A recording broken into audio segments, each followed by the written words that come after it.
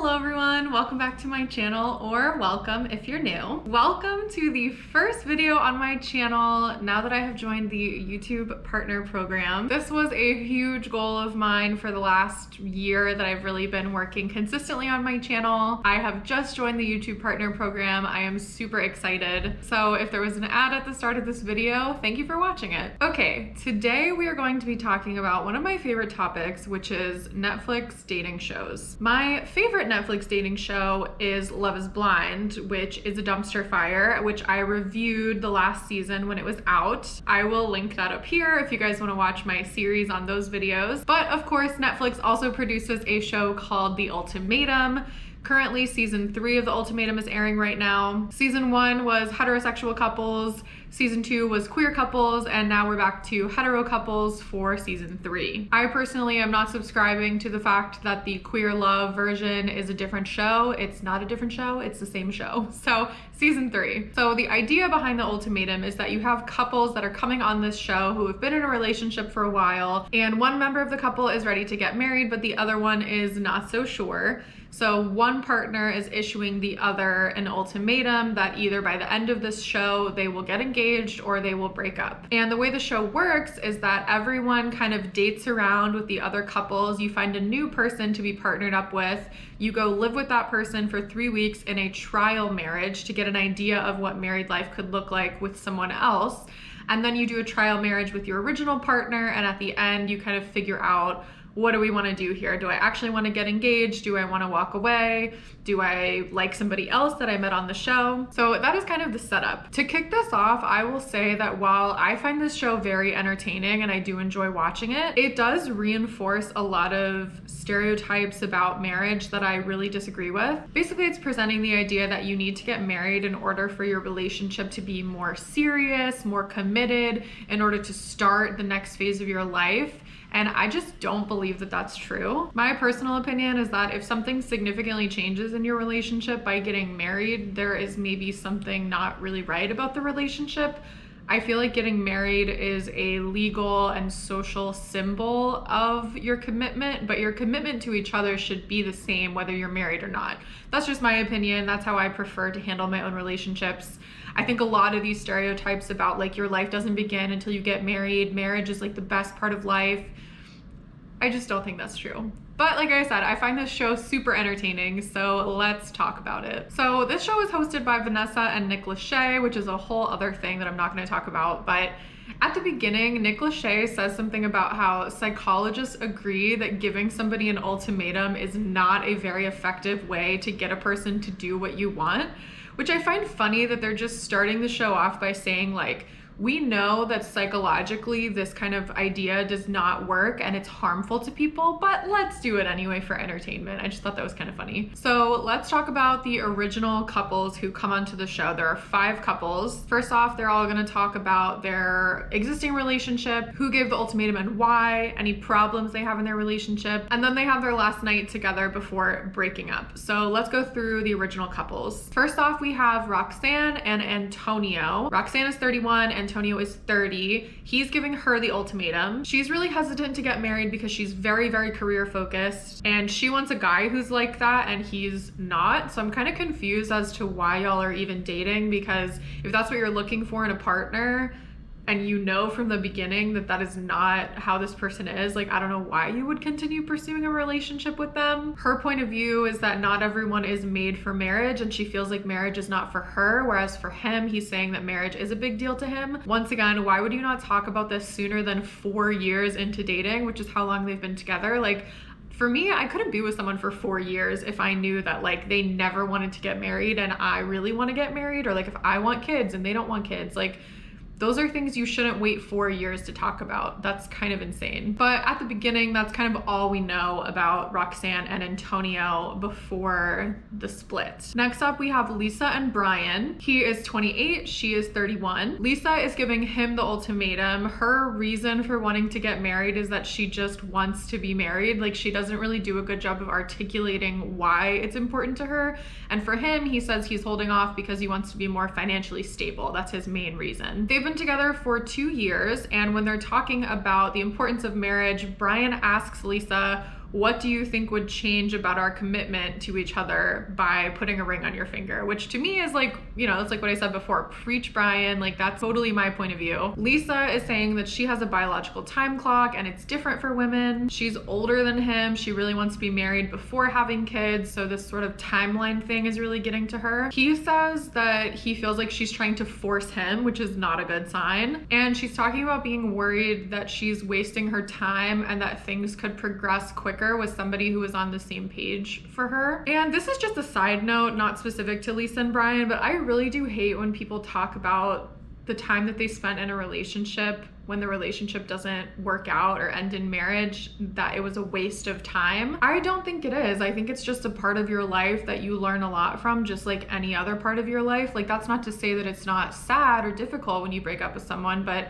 to say it's a waste of time, I just think is completely not true. I myself was in a long relationship for 3 years with somebody who at one time I thought I was going to marry, and it didn't work out. He actually ended up getting married to somebody else. And I don't look back on that time of my life that it was a waste of time. I think that that was one of the most valuable periods of my life where I learned so much about who I am, what I want, what I need for my life, what I need in a partner. So it wasn't a waste at all. I think it's only a waste if you're thinking about it in terms of like, these are years that I want to be married that I'm not married, then maybe it would feel like a waste. But I guess to me, because I don't care that much about marriage, it's whatever to me. If it's about yourself and your life and what you want and what your partner wants, instead of just being some legal paper that you signed with someone, it starts mattering a lot less. But you know, as silly as this show can be sometimes, it really does bring up a lot of deeper questions for me about marriage and love and relationships and what I really want in life. So it's easy to like laugh at stuff like this on the surface level, but I do think deeper down it has some really interesting questions that it presents. So back to Lisa and Brian, the last moment we see of them before they start dating around is them in bed together at like 1 a.m. and she's crying and she's saying she just wants to go home and she doesn't want to be here. To me, it kind of seems like her decision to go on this show is like catching up with her, and it's not like what she thought it would be. She's really afraid she's gonna lose him, which we will come back to that later, and she doesn't want to face the reality that she's in. The next couple is Ryan and James. They are high school sweethearts who have been together for 7 years. So they have the longest relationship out of everyone, even though they're also the youngest out of everyone. She is 24 and he's 23. Her reason for wanting to get married is that she finally feels like it's time, which again, I think these people have a really hard time articulating why marriage is important to them, other than that they just feel like it's something that they should do. For him, similar to Brian, he's saying that he really wants to be more financially stable before he marries her. He is talking about this ring that he has from his grandmother and how he wants to have the diamonds reset. Like, it's clear that marrying her has crossed his mind and he has like a sense of what he would want, how he would want it to look, but actually taking the plunge has not yet happened for them. Another thing I found interesting about this couple is that they have been together for 7 years, but they don't live together. So them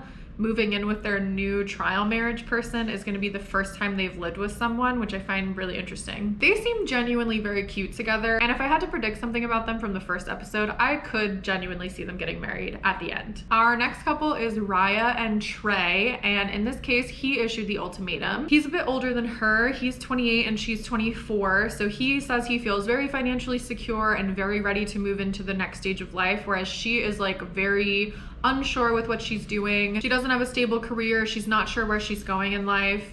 So it really feels like they're not on the same page. My immediate impression of them from their first few scenes together is that he doesn't really listen to her. Like, she's trying to explain to him, like, I want to be able to take care of myself. I want to level up my career. I want to be financially secure on my own. And he's like, well, I can take care of you. And she's like, I don't want someone to take care of me. I want to be able to do that for myself. And he doesn't really listen to her. They also have this conversation about having kids, and she's saying she's not sure if she ever wants to have kids and asking him if that's a deal breaker to him. Again, why do people not talk about these things for years into the relationship? I don't understand. But he's like, well, I haven't even gotten that far yet. Like, I just want to get to the part where I marry you and we can deal with the rest later. And to me, it seems like he thinks he can talk her into having kids later. And again, I just feel like he's not listening to her. I'm getting very manipulative vibes from him. So my first impression of Trey was honestly very negative. And then with Raya, like, she comes off as kind of immature, but she's young, so that makes sense. Our fifth and final original couple is Kat and Alex. Honestly, I find the two of them incredibly boring. I feel like neither one of them really has a personality. They have been together for 2 years, and she's kind of saying a similar thing about how she feels like it's time and she doesn't want to waste her time not knowing what's going on with him. They talk about how they have a really adventurous lifestyle and they travel a lot, and he said honestly he's been too busy to propose to her, which to me is like not really a thing. He asks her what makes her so sure that she wants to marry him, and she says, "You're the love of my life," which again is like, it's a nice sentiment, but it's like nobody can articulate why marriage is a big deal. And for him, he says he's not ready because he's a very logical, practical person. It's hard for him to express his feelings. And so at least he's being honest about that. Like if you can't express it, at least say that you can't express it instead of just like making something up and saying, "Oh, I think it's been long enough, so let's get married." Like I said, out of all of them, I find them the most boring and the least personality. So that's really all I have to say about the two of them. So after we get introduced to all the couples, they all start dating around and making different connections with different people. So for Roxanne, she has two main connections with Alex and with Trey. She and Trey only have really like one date, and they talk a little bit about how they don't necessarily believe there's a right time, but there could be a right person, which I thought was a good sentiment.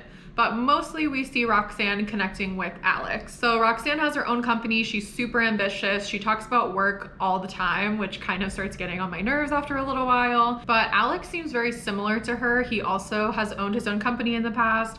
Both of their parents are entrepreneurs that own their own company, so they connect on a lot of things like work related and ambition and finance related. It's interesting because Alex is originally with Kat and Roxanne is originally with Antonio, and Kat and Antonio are honestly more similar, where they're more like chill. We don't really get a lot of sense of their personality. They don't seem super driven. And then Alex and Roxanne are the opposite. So to me, it makes sense why they kind of go for each other. One thing I want to add though is that Roxanne really never mentions Antonio or like why she likes him, why she's in love with him, like what's good about their relationship. Like she does not seem like she cares about him all that much. And Alex is honestly the same. We never hear him talk about Kat or if he misses her, if he like wishes that he could just be with her or anything. Like they both seem like they don't care that much about their original partner and they're very into each other. Then we have Ryan. We honestly don't see a whole lot from Ryan during the dating stage. The main person that she's connecting with is Trey. They connect over the fact that they're both from South Carolina. They have very similar like values and family history. They gave the ultimatum to their partner for similar reasons. We don't really see a whole lot of them. Ryan is super cute, but I find her a little bit like immature and girlish. Her look really reminds me of like a young Amanda Bynes. So I think she's really cute. I think she and Trey have the potential to be really cute together, but we don't really find out a lot about them. As for Raya, she has two main connections with James and Brian. So with James, they kind of connect over how they both had difficult childhoods. They're raised by single moms. And then Raya also likes Brian, and we see a lot more of them together because it leads into drama, which I'll talk about in a second. But they seem to have like a much more easy flow to conversation. They seem to have some natural chemistry and they clearly really like each other. We get a lot of screen time of them talking together. We also have Kat, who, as I said before, is pretty boring. She literally in every conversation just sits there and she like nods and says, "Yeah, oh, yeah, wow." And it's like, so boring. It's so boring. Like she barely talks. She doesn't say anything about herself. We have no sense of her personality like at all. I find her really boring to watch. I don't know if she just got a bad edit, but yikes. The main person that she connects with is Antonio. So we kind of have a situation where two couples are kind of swapping partners. And that's really all there is to say about Kat and Antonio. Like, it's giving nothing, which is the opposite of the situation with Lisa. Let's talk about Lisa. So initially she's really excited to talk to the other guys who gave the ultimatum because she gave the ultimatum and she wants to talk to men who are ready to get married because her partner is not. But she's having a really hard time watching Brian be on dates with other people. She's very, very jealous. She does connect with Trey and they're kind of flirting and it seems like they have a good connection, but she's completely distracted by Raya's connection with Brian. It seems like she feels like she made a mistake giving the ultimatum and coming here, because even though the point of doing this show is so that you and your partner both test out what it would be like to be with someone else, now that he is testing out what it's like to be with someone else, she's very upset and cannot handle it. So Raya works at Hooters and Lisa starts calling her the Hooters bitch, which I really don't like that. She actually interrupts Raya and Brian on one of their dates, which was super uncomfortable. She speaks to Brian in a really threatening way, and then this whole thing kind of escalates into her hitting him in the face in front of everyone. and like storming out, and he follows her and she's like screaming at him and they're yelling the F word at each other, and it just like escalates into this really, really bad fight. I found it super toxic, super manipulative, dramatic, like just ridiculous. And I think that if a man did that to a woman, like if he just like slapped her across the face, everyone would be like, oh my God, that's abusive. I can't believe they showed that on TV. Like, this is toxic. But I think when it's a woman doing it to a man, it's like, oh, whatever. It's just a dramatic fight. I found it disgusting that she hit him in the face. Then after that, we see a scene of Trey and Lisa on another date, and he's talking a little bit about Raya. He says something about how Raya is really into hair and makeup, and Lisa's immediately like, oh, I'm not into hair and makeup. I only got into it recently. Like, I don't know what I'm doing. Haha. And it was very like, pick me, not like other girls, like kind of cringe. They start talking about sports and how they both play sports and they connect over that. Okay, whatever. Once I was watching Lisa and Trey, I was like, okay, like I don't like Trey. I think Trey is a manipulator. I think Lisa's also a manipulator. But then I was watching them together and they were kind of cute. And I was like, do two toxic people make a right? I don't know, like this looks potentially cute. But Trey also was interested in Ryan, so he's kind of in between. He's not sure who he wants to pick. So at this point, now that everyone has been dating around, I'm feeling like the choice is gonna be messy. And I'm trying to figure out like, what are my predictions for who's gonna pick who? So I think it's gonna be Roxanne and Alex, Kat and Antonio. So those two couples were just gonna swap. And then I was feeling like Raya was gonna pick Brian, Lisa was gonna pick Trey, but then I was like, well, what happens to Ryan and James? Because they were the only two left, but they're the original couple. So I like wasn't sure exactly how people were gonna match up, and I thought it was gonna be super messy. But then it is revealed that Lisa and Brian are not coming to the choice. Nick Lachey says something about how we invited them here to tell you themselves, but they didn't want to come. And it is revealed that Lisa is pregnant. She took a pregnancy test, it was positive, and so they decided to not come to the choice or continue with the rest of the show. So after that, we see a scene of Lisa and Brian where she's telling him that she's pregnant. And keep in mind, the last time we saw them together was her hitting him, screaming at him, storming out, and like leaving him and telling him F you. And then the next scene we see is her telling him she's pregnant and she's so excited, which I thought was just like so gross. So she tells him, he seems very surprised. He says that he's shocked, but he's happy and excited. He doesn't really seem like he knows what to say. I honestly felt like, is she really pregnant? Like, did the producers check on this and like confirm this? Because the timing is very suspicious. Like, she keeps saying she wants to leave the show, she regrets coming, she doesn't want to do it, and then all of a sudden she's pregnant and she has a reason to leave. She is very manipulative, so I was very suspicious of this whole entire story. When Nick Lachey is telling the rest of the cast about this, Alex says he wonders if she knew she was already pregnant when she came on the show. And so that makes me wonder, like, if she did know she was pregnant the whole time, maybe that's the reason why she was so upset seeing him with other women. I don't know. But imagine being this baby and like growing up to find out that your conception was announced on a reality TV show where your parents were trying to decide whether they wanted to stay together or not. Like, that's just so sad. But with all that aside, now it is time for the choice. So there's 4 couples left. And because there's only the 4 left, I was like, okay, well, the 2 who were like swapping partners, Kat, Antonio, Alex, Roxanne, I was like, they're just gonna swap and they'll be like a little quad that trades partners.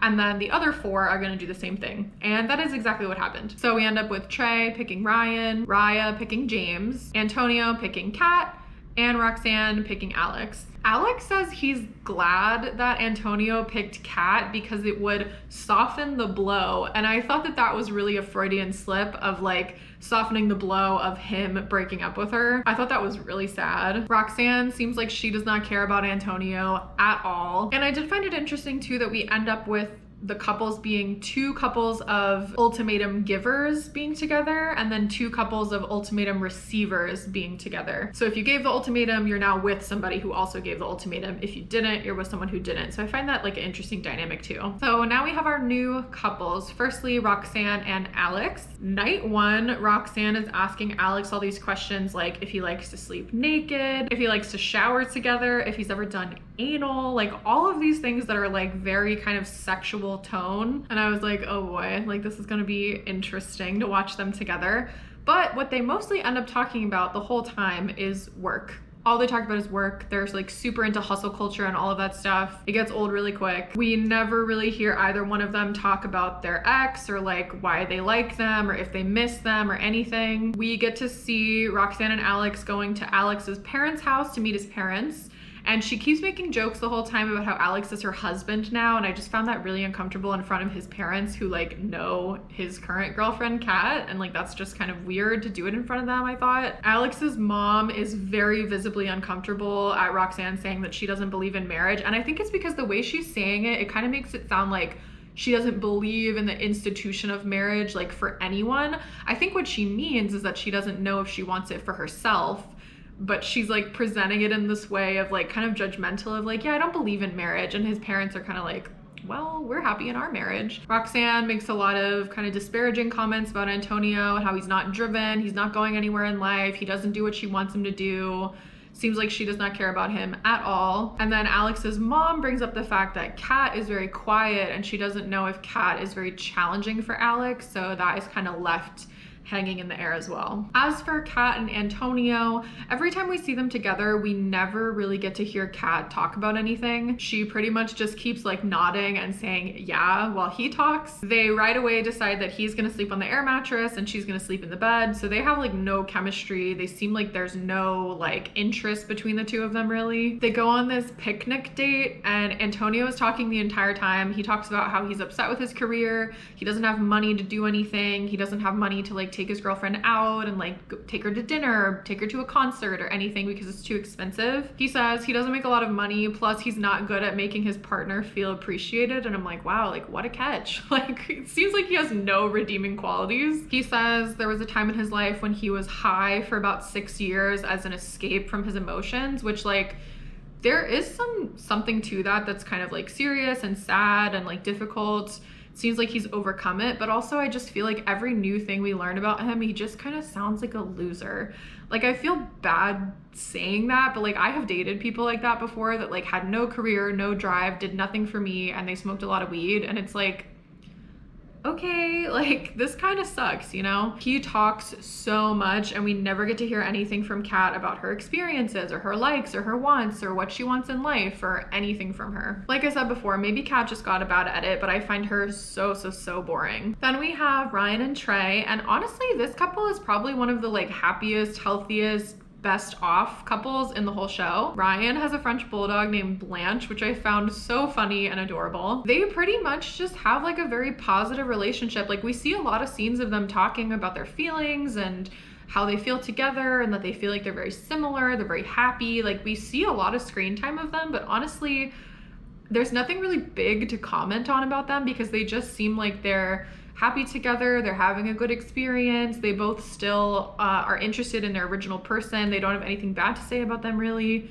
They're just like getting what they want out of the experience. It seems like it's going how it's supposed to go with no drama. So in the end, like that's probably a good thing for them, but it does make it a little boring to watch. Where we leave off with them is him saying that he has developed feelings for her. And then finally, the last new couple is Raya and James. They're honestly pretty low energy together. Like at the beginning, when they first come home together, they're like, wow, this is gonna be so amazing. And like they're so low energy about it. It seems like they're not really into it at all. There's one point where Raya is going to bed and James says he's gonna go on a run because he needs to clear his head and deal with some thoughts, and we see him calling his friend to talk about how much he misses Ryan and he feels like he's making a mistake. All of their interactions together and like their dates and stuff, it feels very forced. It feels like they have no like chemistry or interest in each other. It becomes clear very quickly that James is definitely an acts of service type of guy and Raya is very like physical touch, and it seems like neither of them want to be physically intimate. Like they don't think it's appropriate and they're agreeing on that, but like she wants him to like hold her hand and hug her and do all these like physical intimacy things with her, and he wants to like cook her dinner and clean the kitchen. So like they're not really on the same page of how they express love for each other. I do feel like anytime she's trying to express her feelings, he kind of talks over her and doesn't really listen to her point of view, which is a problem she also has with Trey. But at the same time, I do find that what he does have to say is a little bit more introspective than Raya. Again, I think Raya is just like really young and immature. He's young too, but I think that the way he's like thinking through everything is making a lot more sense to me. He does reveal that he's cheated on Ryan in the past, and it's not really gone into detail, but I'm hoping that we get more detail about that in the future episodes. I think ultimately the biggest problem for this couple is that James obviously really cares about Ryan, his original partner, and Raya doesn't seem like she cares about Trey that much at all. So like they're not really on the same page of what they're looking for out of this experiment. And I think that's causing problems because they're not on equal playing fields about like their level of openness and their feelings. So in conclusion, season 3 of The Ultimatum definitely has way less drama, I would say, than the previous season. Like the queer season, honey, that season had drama. Every single couple was a disaster mess, and it was so entertaining. This season, the couples seem a lot more like demure, so it's less interesting to watch. I'm still gonna watch it, of course, because I'm obsessed with this show, but like generally I think the energy is down. I think that because Lisa and Brian left the show and we're left with only 4 couples, it's like an even swap, like 2 and 2. It just like takes a lot of the drama out of it. It also seems like a lot of these people are a little bit more mentally stable, which is honestly an improvement. Like it's kind of nice to see people that are more like reasonable and not just like a crazy mess, but it does remove some of the drama. So all in all, I'm really enjoying this season. I've watched episodes 1 through 4 and I'm really excited to watch the rest of the season. I will be doing 2 more videos about this. I'm gonna release a video on episodes 5 through 8 and then 9 and 10, which are coming out next week. So definitely subscribe to my channel so you don't miss the next parts of this series. Give this video a thumbs up if you liked it. It really helps my channel out a lot. Let me know down in the comments what you guys think about this season. Who do you think is gonna break up? Who do you think is gonna get married? Do you think any of the new couples are gonna end up together? Let me know what you think down below, and I will see you guys in my next video. Bye!